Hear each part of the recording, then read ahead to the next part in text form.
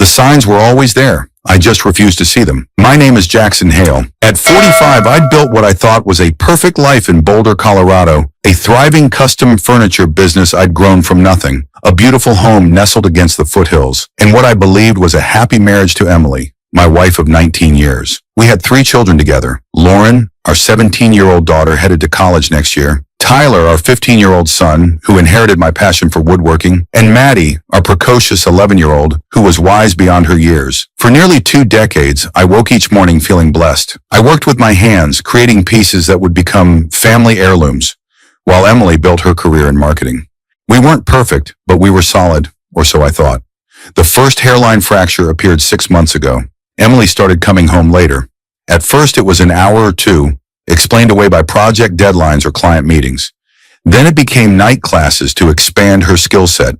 Her phone became an extension of her hand, and she'd step away to take calls, her voice dropping to a whisper.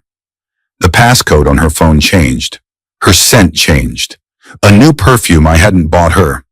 "You're working late again?" I asked one Thursday night when she walked in at 10:30 p.m. "This campaign launch is killing me," she said, not quite meeting my eyes. "The whole team's pulling overtime." I nodded, swallowing my doubts. "I kept dinner warm for you." She kissed my cheek, a quick peck that felt like a formality. "I already ate with the team. I'm going to shower and crash." That night she slept on her side of the bed, a canyon of cold sheets between us.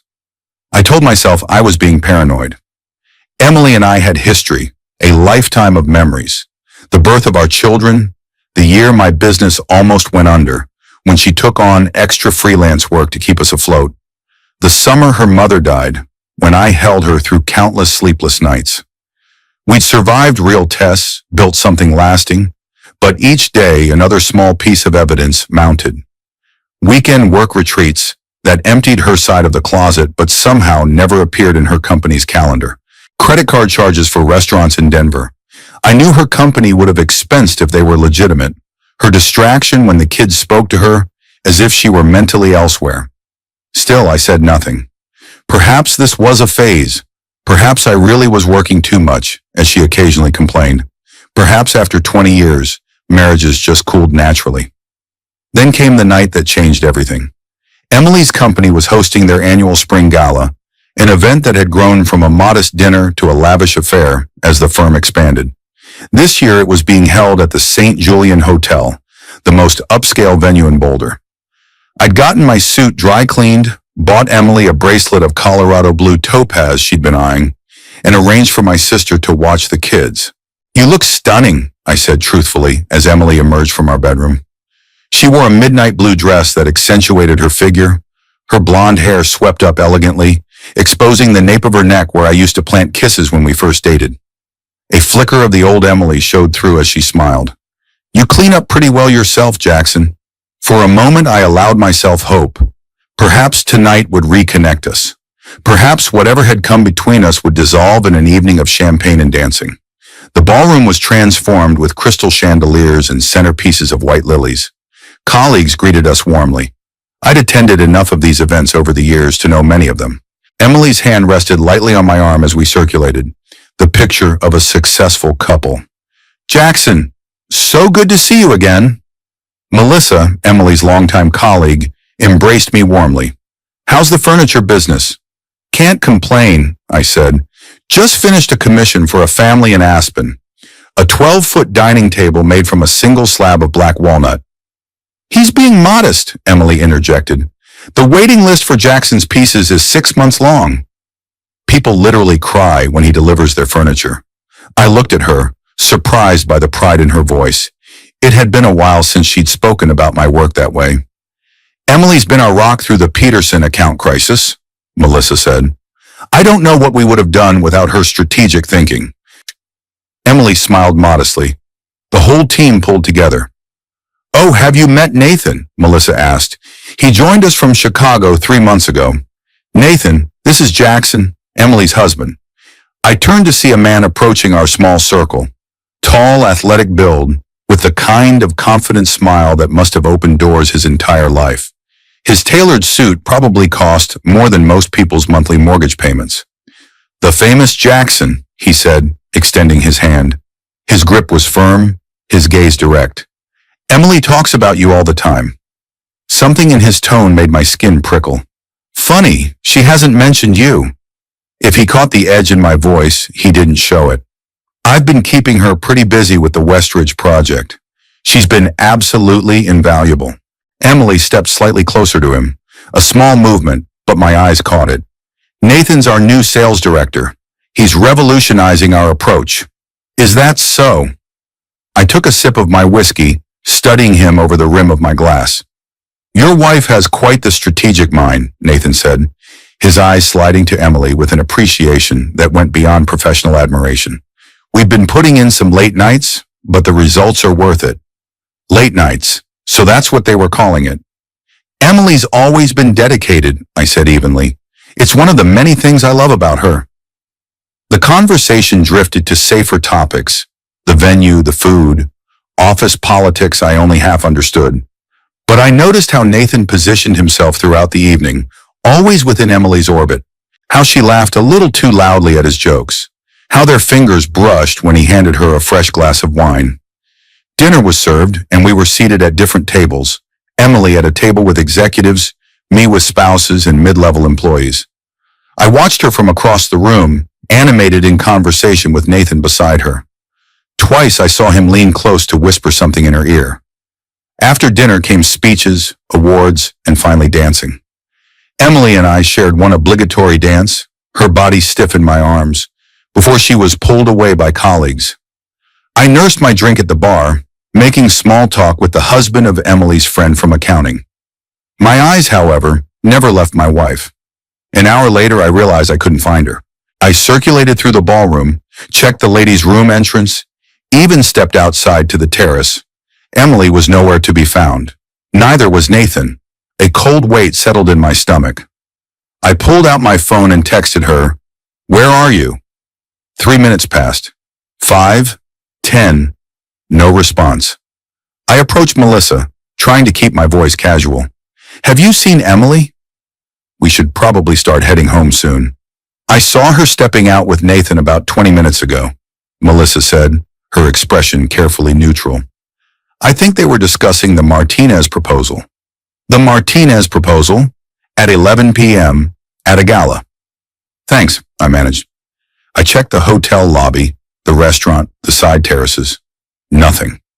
I stepped outside to the parking area and walked slowly between the rows of cars. That's when I heard her laugh. That distinctive sound I'd loved for 20 years. Coming from a dark corner of the parking lot. I followed it to find Emily pressed against a luxury sedan, Nathan's tall figure looming over her. They weren't kissing, not at that moment, but the intimacy was unmistakable. Her hand rested on his chest.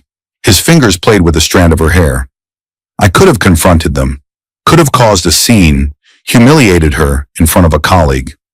Part of me wanted to grab him by his expensive lapels and introduce his face to the pavement. Instead, I turned and walked back to the hotel. Ice had replaced the blood in my veins. I returned to the bar, ordered another whiskey, and made conversation with acquaintances as if my world hadn't just imploded. An hour later, Emily appeared at my side, a slight flush to her cheeks. "There you are," she said lightly. "I've been looking all over for you." "Have you?" I asked, swirling the amber liquid in my glass. "I've been right here." She placed a hand on my arm. "Are you ready to go? I'm getting tired." I studied her face, the face I'd woken up to for 19 years, the face of the woman who had borne my children, the face of a stranger. "Sure," I said. "Let's go home." The drive back was quiet. Emily chatted about the event, who was promoted, whose speech dragged on too long, how good the salmon was. Not a word about Nathan, not a word about her disappearance. I kept my eyes on the road, offering non-committal responses when required. My mind was already racing ahead, cataloging all the unexplained absences, the late nights, the weekend emergencies that had called her away from family events. How long had it been going on? Was Nathan the first, or had there been others? We pulled into our driveway. The house was dark except for the porch light my sister had left on. "The kids all settled?" Emily asked as she stepped out of the car. Megan said they were fine. Lauren was studying for her AP exam. Tyler and Maddie were asleep when she left. Emily nodded, fishing in her purse for the house keys. As she moved, I noticed something for the first time. A man's suit jacket draped over her arm. "Whose jacket is that?" I asked, my voice deadly calm. She glanced down, a momentary flicker of panic crossing her face before she composed herself. "Oh, Melissa was cold earlier, so Nathan lent her his jacket. She asked me to give it back to him on Monday." I stared at her, taking in the practiced ease of her lie. Her hair, which had been so carefully styled at the beginning of the evening, was slightly mussed.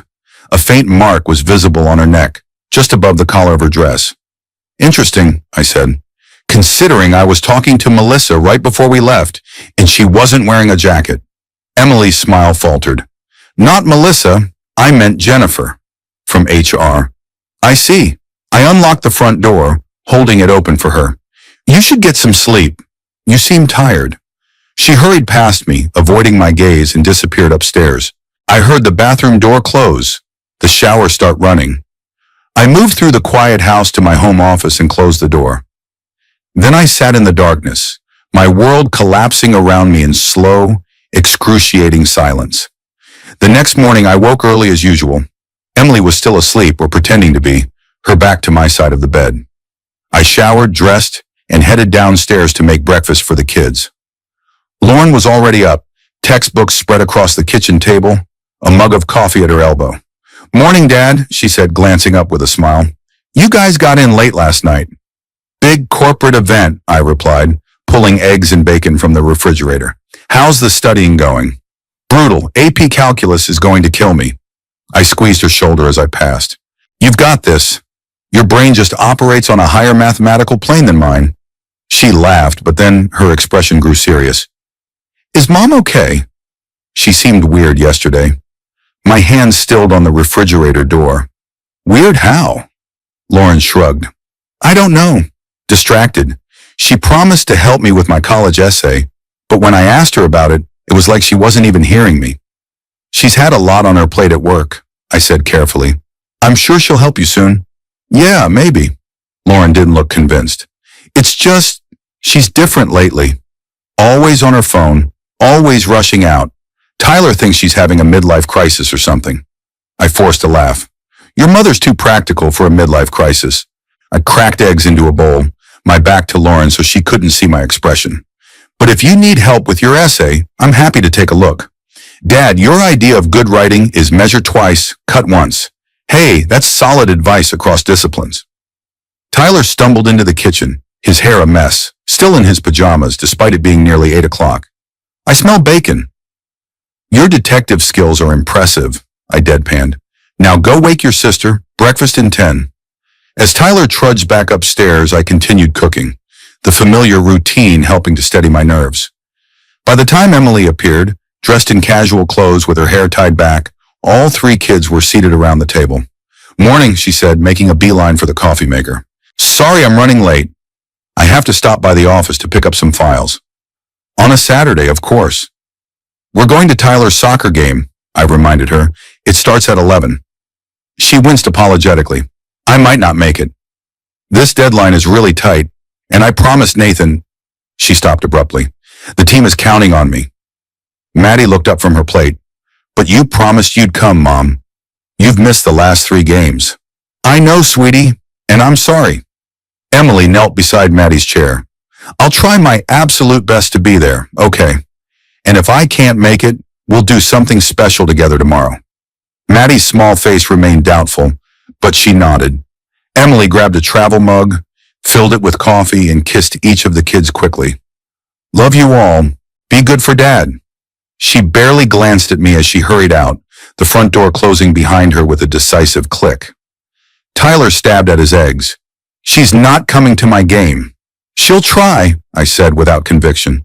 "She won't," Lauren muttered, "just like she didn't make it to my debate championship or Maddie's ballet recital." I looked at my children's disappointed faces and made a decision. Whatever was happening between Emily and me, I wouldn't let it destroy their security. "Tell you what, after the game, win or lose, we're going for ice cream. And then maybe we can check out that new climbing gym Tyler's been talking about." Their faces brightened, and the conversation shifted to safer topics. But as I cleared the plates and loaded the dishwasher, My mind was already forming a plan. It was time to find out exactly what my wife had been hiding. Emily didn't make it to Tyler's soccer game. She didn't answer my text asking what time she'd be home. She walked through the door at 7:30 that evening, just as the kids and I were setting up a board game in the living room. "There you are," I said. "We were starting to worry." "Sorry, this project is just—" She waved a hand vaguely. "How was the game?" "We won," Tyler said flatly. 3-1. I scored. "That's amazing, honey," Emily gushed, but the enthusiasm sounded hollow even to my ears. I wish I could have seen it. "We recorded it," Lauren said, her tone cool. "Not that you'll have time to watch." Emily's smile faltered. "Lauren, that's not fair. I'm working hard for this family." "Are you?" Lauren shot back. "Because it feels like you're just avoiding us." "Lauren," I warned quietly. "Not now." My daughter subsided, but the damage was done. An uncomfortable silence descended. "I think I'll take a shower," Emily said finally. "It's been a long day." After she left, I continued the game with the kids, but my mind was elsewhere. Later, after they'd gone to bed, I sat in my workshop, running my hands over the smooth maple of a table I was building. Woodworking had always centered me, helped me think. Around midnight, I came to a decision. I would not confront Emily, not yet. I needed facts, not suspicions. And I would not let my emotions drive me to actions I might regret. The next morning, I rose before dawn and drove to the small office supply store that opened early. I purchased a voice-activated digital recorder, small enough to be hidden in a purse or car. I bought a GPS tracker that could be attached to a vehicle. Was this who I had become? A man who spied on his wife. I didn't recognize myself, but I needed certainty. When I returned home, Emily was in the kitchen with the kids, making a show of Sunday breakfast. "There you are," she said brightly. "I was wondering where you'd gone." "Early lumber delivery at the shop," I lied smoothly. "A client's in a rush for their dining set." "Always the dedicated craftsman," she said, flipping pancakes. "I was telling the kids I thought we could all go hiking today. Make up for me being so busy yesterday." The kids perked up, and I watched Emily play the role of devoted mother all through breakfast. She asked about Lauren's calculus test, promised to help Tyler with his science project, braided Maddie's hair just the way she liked it. Was it possible I was wrong? Had I misinterpreted everything? But then her phone chimed with a text, and I saw her expression change subtly as she read it. "I'm so sorry, guys," she said, her tone shifting to regretful. "Something's come up at work. A client crisis. I need to handle it, but it shouldn't take more than a couple of hours. We can still hike this afternoon." Lauren rolled her eyes. Tyler slumped in his chair. Maddie's face fell. "Duty calls," I said neutrally. "We'll find something to do until you get back." After Emily left, I kept the kids busy with a trip to the bookstore and lunch at their favorite burger place. When we returned home around 2, Emily's car still wasn't in the driveway. I texted her, "Kids are asking about the hike. What's your ETA?" 20 minutes later, she replied, "So sorry, this is taking longer than expected. Rain check on the hike. We'll be home for dinner." I showed the kids the message, weathered their disappointment, and suggested we watch a movie instead. As they debated options, I slipped away to my office and opened my laptop. Emily and I shared accounts for practicality's sake. Joint checking, savings, credit cards. I logged into our credit card portal and began methodically reviewing the statements from the past 6 months. Restaurant charges in Denver on nights she claimed to be working late in Boulder. A hotel charge from 2 months ago when she said she was at a conference in Colorado Springs. Purchases at a high-end lingerie store that I'd never seen her wear. And there it was, the evidence I needed but didn't want to find. Rows of digits confirming what my heart already knew. I dug deeper. Found a credit card statement for an account I didn't know existed, one solely in Emily's name. More restaurant charges, more hotel stays. A weekend at a mountain resort in Vail 3 weeks ago when she told me she was at a training seminar. By the time I heard Emily's car in the driveway around 6 p.m., I had a clear picture of my wife's betrayal. I closed my laptop, took a deep breath, and went to join my children in the living room, my face a carefully constructed mask of normalcy. Emily bustled in with shopping bags. "I brought Chinese food for dinner, and I stopped by that bakery Tyler loves for chocolate cake." Bribery. The kids perked up slightly at the mention of their favorite foods. How was work? I asked, my voice steady. She barely glanced at me. Exhausting. This client is impossible to please. She began unpacking the food containers onto the dining room table. But I don't want to talk about work. Tell me about your day. Dinner proceeded with strained conversation. Emily overcompensated with enthusiasm, asking question after question about the kids' activities and plans. They responded cautiously as if waiting for her to check her phone and rush off again.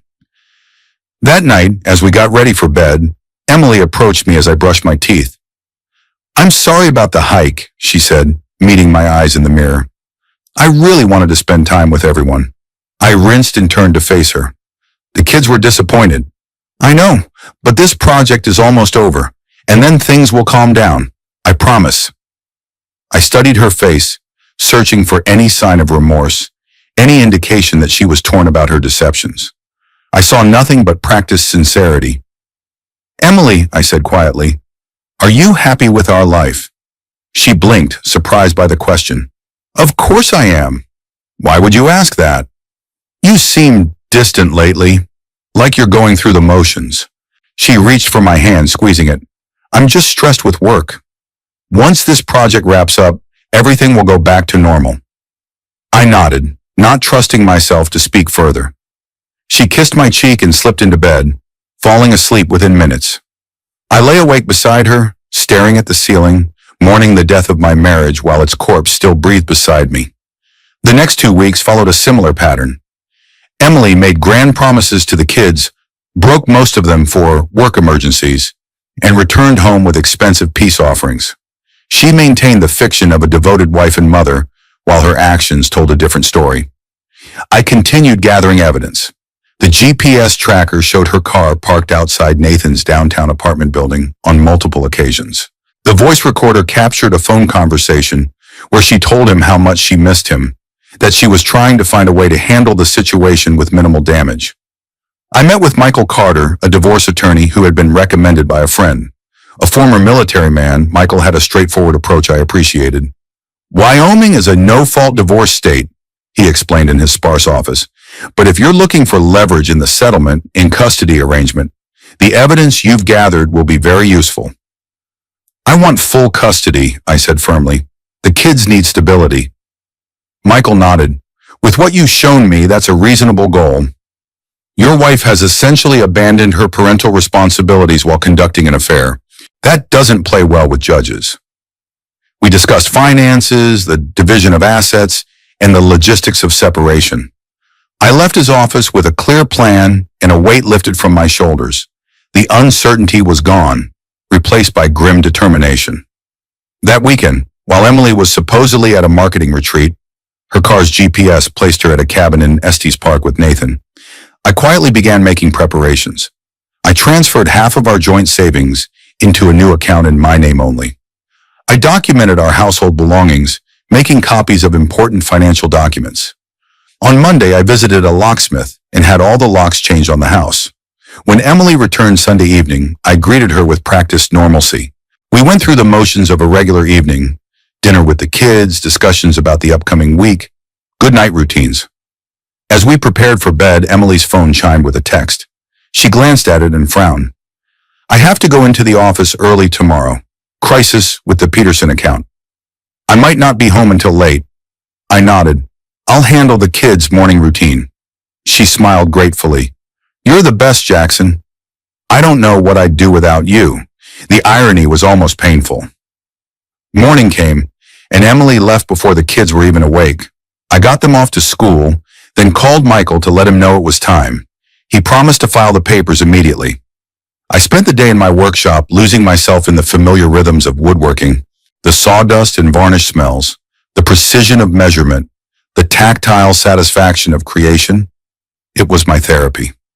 By late afternoon, I had finished the cherry wood jewelry box I'd been crafting for Lauren's upcoming birthday.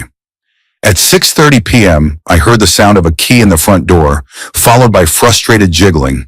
Then the doorbell rang. I walked unhurriedly to the door and opened it. Emily stood on the porch, confusion evident on her face. My key doesn't work, she said. I nodded. I had the locks changed. She stared at me, the realization dawning slowly. You, what? Why would you do that? Come in, Emily, we need to talk. She stepped inside cautiously, her eyes scanning my face. What's going on, Jackson? Where are the kids?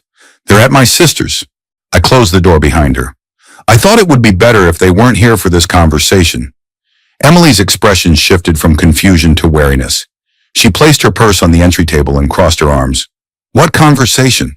I motioned toward the living room. Why don't we sit down? She followed me reluctantly, perching on the edge of the sofa while I took the armchair across from her. I know about Nathan, I said simply. Emily's face paled slightly, but she quickly recovered. Nathan, he's my colleague, Jackson. I don't know what you think you know. Stop! My voice was quiet but firm. I know about the affair. I know about the hotels, the weekend trips, the lies. I know everything. She opened her mouth, closed it, then tried again. Jackson, you're misunderstanding. Am I misunderstanding this? I pulled out my phone and played a recording I'd captured from her car 3 days earlier. Her voice filled the room, intimate and breathy. I miss you too. I know it's getting harder to make excuses. I'll figure something out, I promise. Yes, I want that too. I stopped the recording and met her eyes. There's more. Much more. Hotel receipts, credit card statements from an account you've kept hidden, eyewitness accounts from the gala, GPS records showing your car parked outside his apartment building for hours at a time. Emily's facade crumbled. She buried her face in her hands, shoulders shaking. How long? I asked. She looked up, tears streaking her mascara. 4 months, she whispered. It started with the West Ridge project. We were working late, and you decided our 19 years of marriage, our 3 children, our entire life together was worth throwing away. My tone wasn't angry, just matter of fact. It wasn't like that. She wiped at her tears. You and we've been like roommates for years, Jackson. You're always in your workshop, always with the kids. When was the last time you looked at me the way you used to? When was the last time you made me feel desired, not just needed? So this is my fault. I raised an eyebrow. I've been supporting this family, building a business, being present for our children. If you felt neglected, you could have talked to me. We could have gone to counseling. Instead, you chose to lie, to cheat, to abandon your responsibilities to our family. I never abandoned our children, she protested. I love them more than anything. Actions speak louder than words, Emily. You've missed soccer games, recitals, family dinners, all so you could be with him. The kids have noticed. They know something's wrong. Fresh tears spilled down her cheeks. What are you going to do? I leaned forward, my voice calm. I've filed for divorce. My lawyer will contact yours with the details. She gasped. Divorce? Just like that? No chance to fix things, to explain. What is there to fix, Emily? What explanation could possibly justify months of lying to my face, to our children's faces? I made a mistake, she whispered, a terrible mistake. But we have 19 years together, 3 beautiful children. Doesn't that count for anything? It counted for me, I said quietly. Every day of those 19 years counted for me. That's why I never looked at another woman. That's why I came home every night. That's why I built my life around this family. She reached for my hand. I pulled away. I love you, Jackson, she said desperately. Despite everything, I've always loved you. No, Emily, you loved what I provided. Stability, security, a father for your children. But you didn't love me enough to be faithful. You didn't love me enough to be honest. Her tears flowed freely now. What about the kids? You can't take them from me. I'm filing for primary custody. Given your recent priorities, I think any judge will agree they're better off with me. You can't do that. Panic edged into her voice. They need their mother. They needed their mother when you were choosing Nathan over them. They needed their mother when you were missing their important events. They needed their mother when you were lying to their faces. Emily stood abruptly. This isn't over. I won't let you take my children. I remained seated, looking up at her calmly. You have until the end of the week to collect your personal belongings. I've packed most of them already. They're in boxes in the garage. The children will stay with me in the house. You're welcome to have supervised visits until the custody arrangement is formalized. Supervised visits in my own home. Her voice rose. You can't just decide all of this on your own. This hasn't been your home for months, Emily. Not in any way that matters. I stood to face her, and I'm not deciding anything on my own. A judge will make the final determinations. I'm simply telling you what I'm requesting based on your pattern of behavior. She stared at me, her expression shifting from desperation to anger. You've been planning this all along, haven't you? Gathering evidence, lying in wait. What kind of person does that? The kind who wants to protect his children from a mother who's chosen her lover over her family. Emily's hand lashed out, striking my cheek with surprising force. I didn't flinch. Feel better? I asked quietly. She backed away, her hand covering her mouth in shock at her own action. Jackson, I'm sorry. I didn't mean... You should go, I said. The children will be home soon, and I'd rather they not see you like this. She stood frozen for a moment, then grabbed her purse. This isn't over. I'll fight you for them.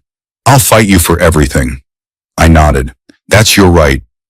But think carefully about what's best for Lauren, Tyler, and Maddie. They deserve better than being pawns in a battle between us. Emily stormed out, the front door slamming behind her.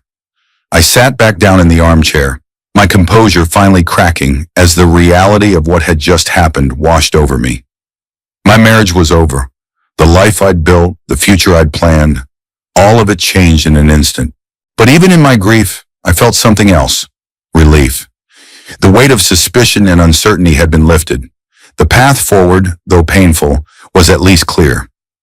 I wiped my eyes, took a deep breath, and went to call my sister.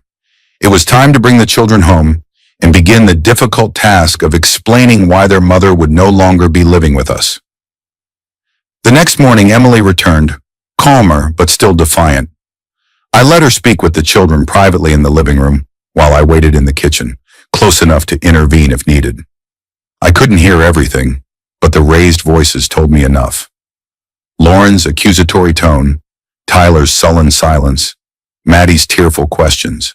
When they emerged, Lauren's face was flushed with anger. Tyler looked stoic beyond his years, and Maddie clung to Emily, sobbing. I'll call you every day, Emily was saying to Maddie, and we'll see each other all the time, I promise. Why can't you just stay here? Maddie pleaded. Emily glanced at me, then back to our youngest. It's complicated, sweetie. Sometimes grown-ups need to live apart for a while. Because you have a boyfriend, Lauren said coldly. That's not complicated. That's just wrong. Emily flinched. Lauren, there's a lot you don't understand about adult relationships. I understand enough, Lauren shot back. I saw your texts, Mom. The ones to Nathan. I wasn't snooping. They popped up on your phone when you left it on the counter. Miss you so much. Can't wait to see you tonight. That was the night of Tyler's championship game. The one you missed. Emily's face crumpled. Lauren, please. Don't. Lauren held up her hand. Just don't. Tyler, who had been silent throughout, finally spoke. Are you going to live with him now? Emily hesitated. I'm not sure where I'll be living yet. I need to figure some things out. Just tell the truth for once, Lauren snapped. You're choosing him over us. At least be honest about it. I stepped forward. That's enough. Your mother is still your mother, regardless of what's happening between us. You need to respect that. Lauren looked at me incredulously. Are you defending her? After what she did, I'm asking you to remember that family is complicated and adults make mistakes. I placed a hand on her shoulder. Your anger is understandable, but hatred doesn't help anyone, least of all you. Emily shot me a grateful look, which I ignored. I should go, she said quietly. I'll call you all tonight. She hugged each of the children, Maddie clinging desperately, Tyler stiff but accepting, Lauren barely reciprocating, and then walked out the door. The days that followed established a new, painful normal. Emily found an apartment in Boulder and continued working at the same company. The children stayed with me in the family home, their emotions cycling between anger, confusion, and grief. Lauren, our oldest and most perceptive, aligned herself firmly in my camp. Her relationship with Emily strained to the breaking point. Tyler retreated into stoic silence. throwing himself into soccer and schoolwork. Maddie, too young to fully comprehend adult betrayal, missed her mother desperately, but found comfort in our new routines. I focused on creating stability. I adjusted my work schedule to be home when they returned from school. I learned to cook meals that were more sophisticated than my bachelor day standards. I attended every game, recital, and school event, determined that they would never feel abandoned again. Emily, for her part, seemed determined to fight for custody. She hired an aggressive attorney who specialized in portraying fathers as controlling and manipulative. "She's claiming you isolated her from friends and family," Michael informed me during a strategy session. "Says you were possessive and tracked her movements obsessively." I laughed without humor. "I only started tracking her after I suspected the affair." "I know that, but she's spinning it differently. She's also claiming your work keeps you too busy to properly care for the children." "I've adjusted my hours. I'm home every day when they get back from school." Michael nodded. "We have plenty to counter her claims. The evidence of her affair is solid, and her pattern of neglecting family responsibilities is well documented. Plus, the children are old enough that the judge will consider their preferences." The court date was set for 3 months out. In the meantime, we operated under a temporary arrangement. The children lived with me during the week, with Emily having them every other weekend. Those weekends were revealing. Emily, perhaps feeling guilty or trying to win favor, took the kids on elaborate outings, amusement parks, ski trips, shopping sprees. They returned with expensive gifts and stories of extravagant meals. But beneath the excitement, I sensed their discomfort. "She's trying too hard," Lauren confided one Sunday evening after returning from a weekend with Emily. "It's like she's afraid to have a normal conversation with us." "Give her time," I advised, though part of me took a petty satisfaction in her struggles. This is hard for everyone. What I didn't share with the children was what I'd learned from Michael. Nathan had ended their relationship shortly after Emily moved out. According to mutual acquaintances, he'd been uncomfortable with the drama of her divorce and custody battle. He quickly moved on to someone new at the company, someone without the complications of 3 children and an angry ex-husband. Emily had sacrificed her family for a man who discarded her the moment she became inconvenient. I took no joy in her pain, but I couldn't help seeing it as a consequence of her choices. Actions have repercussions, and hers had been devastating. The day of our court appearance arrived with autumn's first chill.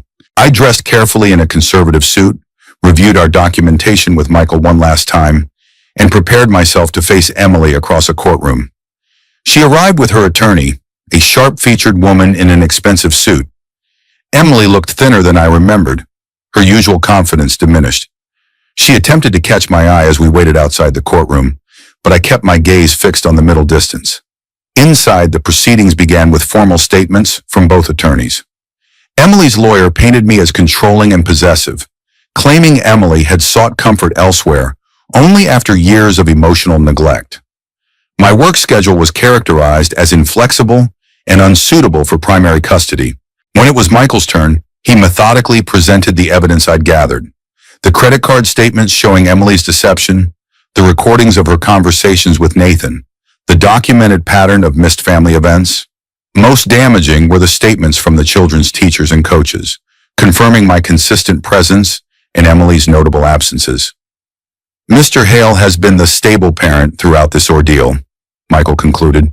"While Mrs. Hale was pursuing her relationship with a colleague, Mr. Hale was maintaining the children's routines, attending their activities, and providing the emotional support they needed during a turbulent time." The judge, a no-nonsense woman in her 60s, asked pointed questions of both sides. When Emily took the stand, she portrayed herself as a dedicated mother who had made a single mistake, one she deeply regretted. "I love my children more than anything," she said tearfully. "I had a moment of weakness, but that shouldn't erase 19 years of devoted motherhood." When my turn came, I spoke plainly. "Your Honor, this wasn't a moment of weakness. This was a 4-month relationship conducted through systematic deception. During that time, my wife missed dozens of important events in our children's lives. She lied to them repeatedly about her whereabouts. When confronted, she initially denied everything, even with irrefutable evidence." The judge peered at me over her reading glasses. "And you've adjusted your work schedule to accommodate the children's needs." "Yes, Your Honor.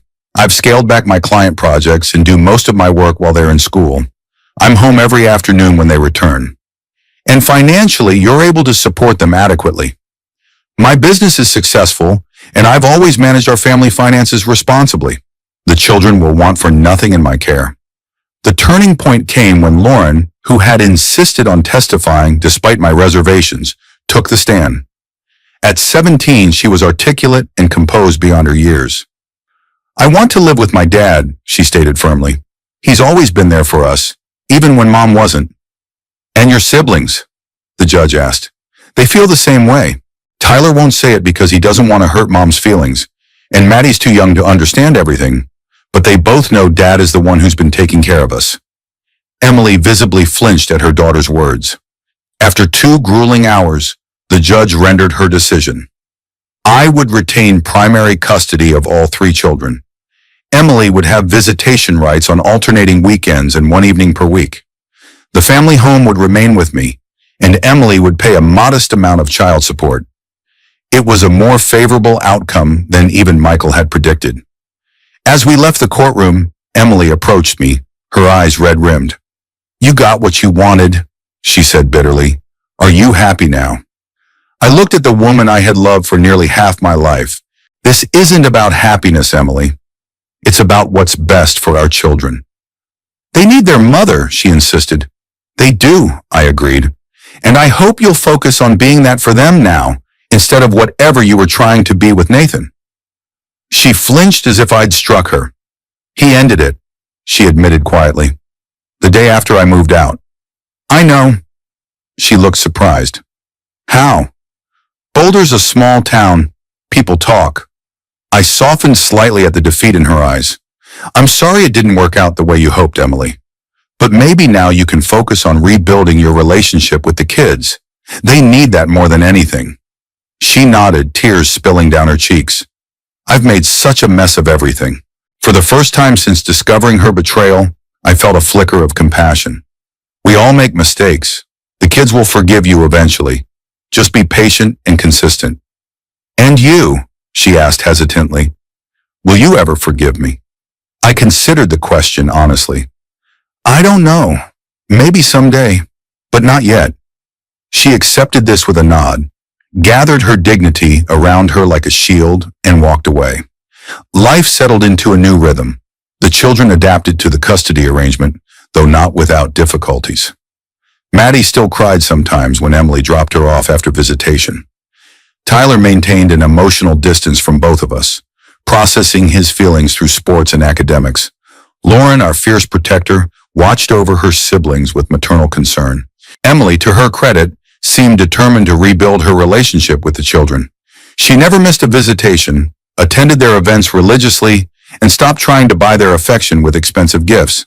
She found a new job at a smaller company, one that allowed her more flexibility with her schedule.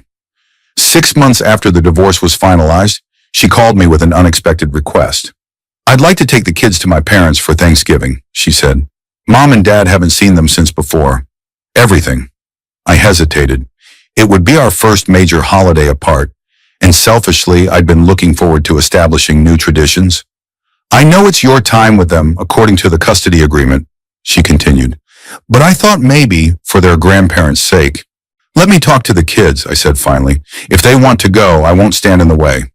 To my surprise, all 3 expressed interest in seeing their grandparents, though Lauren insisted on a shortened visit. We should have Thanksgiving dinner with Dad, she declared. We can see Grandma and Grandpa the day after. When I relayed this compromise to Emily, she agreed readily. Thank you, Jackson. This means a lot to my parents. To me, too. The arrangement worked better than I expected. The children spent Thanksgiving Day with me, helping prepare a feast that was only slightly less impressive than Emily's usual offerings. The next day, she picked them up for a weekend with her parents. It was the beginning of a cautious cooperation. We learned to communicate about the children's needs without rehashing our painful history.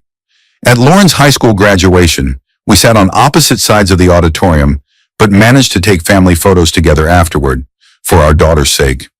A year after the divorce, I received a call from Emily's mother. Emily's in the hospital, she said, her voice tight with worry. She had some kind of breakdown at work. The doctors think it's severe depression combined with anxiety. I gripped the phone tighter. Is she going to be okay? They're keeping her for observation. She's been on medication for months, apparently, but she stopped taking it recently. I thought about the woman who had shared my life for 2 decades, the mother of my children, now lying in a hospital bed, alone and broken. Despite everything, I couldn't be indifferent to her suffering. The kids should know, I said. I'll tell them and bring them to visit if she's up for it. Emily's mother's relief was audible. Thank you, Jackson. She'd like that. That evening, I sat the children down for a difficult conversation. Lauren, now a college freshman home on break, took the news with surprising compassion. I've been worried about her. She seems so fragile lately. Tyler, his adolescent facade cracking slightly, asked, Is she going to die? No, buddy, I assured him. She's going to get the help she needs. Depression is serious, but it's treatable. Maddie, at 13, still the most openly emotional, burst into tears. I want to see her. Now. The next day, I drove them to the hospital. In the parking lot, I reminded them gently, Your mom's going through a tough time. She might not look or act like herself. Just let her know you love her, okay? They nodded solemnly. I escorted them to Emily's room, then stepped back. I'll wait out here. Take your time. Lauren touched my arm. You're not coming in. I shook my head. This should be just you kids with her. Dad, she said firmly, I think she'd want to see you too. After a moment's hesitation, I followed them into the room. Emily lay in the hospital bed, looking smaller and more vulnerable than I'd ever seen her. Her eyes widened in surprise when she saw me behind the children. Maddie rushed to her side, embracing her carefully around the IV line. Tyler hung back until Emily extended her hand, then moved forward to take it. Lauren approached the bed with measured steps, but her voice was gentle as she asked, How are you feeling, Mom? Emily's eyes filled with tears. Better, now that you're all here. Her gaze moved to me, standing awkwardly near the door. Jackson, you came. The kids wanted to see you, I said simply. She nodded, understanding what I left unsaid. For the next hour, the children filled her in on school, friends, activities, normal conversations that seemed to ground her. I remained mostly silent, observing the family I once thought would be forever mine. As visiting hours ended, the kids said their goodbyes with promises to return the next day. I let them walk ahead to the elevator, then turned back to Emily. Do you need anything? Books? Comfortable clothes? She shook her head. My mother's bringing some things. She hesitated. Thank you for bringing them. You didn't have to do that. They love you, Emily. That hasn't changed. Her eyes searched mine. And you? Do you still hate me? I considered the question carefully. I've never hated you. I was angry, hurt, disappointed, but hate takes too much energy to maintain. I've lost everything, she whispered. My family, my career, my self-respect. You haven't lost the kids, I corrected her. They're right here supporting you. And you'll rebuild the rest, one day at a time. She wiped away a tear. When did you get so wise? Somewhere between learning to properly braid Maddie's hair and figuring out how to remove mysterious teen boy odors from Tyler's sports gear. A ghost of a smile touched her lips. I'm sorry, Jackson. For all of it. I know it doesn't change anything, but I need you to know that. I nodded, accepting her apology for what it was. Not a bid for reconciliation, but an acknowledgement of harm done. Get well, Emily. The kids need their mother. As I turned to leave, she called out softly, Jackson. I paused at the doorway.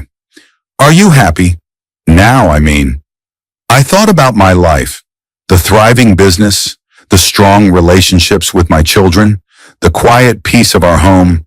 It wasn't the future I'd planned, but it was a good life nonetheless. I'm getting there, I told her honestly. One day at a time.